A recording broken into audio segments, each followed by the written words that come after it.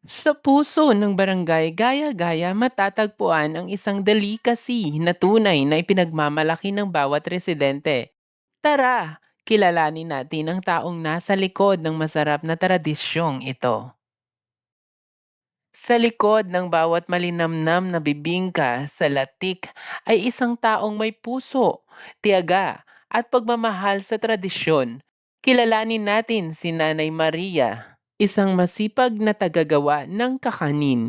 Ito na ang ipinagmamalaki ng barangay Gaya-Gaya.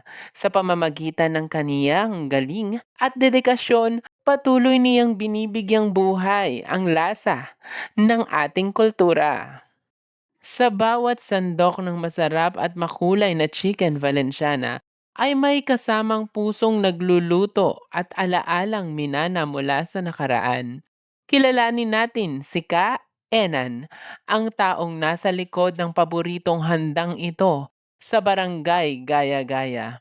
Sa kanyang husay at pagmamahal sa lutuing Pilipino, patuloy niyang pinapalasap sa atin ang isang klasikong putahing puno ng kwento at lasa. Sa likod ng bawat piraso ng masarap na kakanin ay isang kamay na masinop, isang pusong malikhain at isang tradisyong iniingatan sa paglipas ng panahon. Kilalanin natin si Nanay Aida, ang taong nasa likod ng kakaning ipinagmamalaki ng barangay Gaya-Gaya.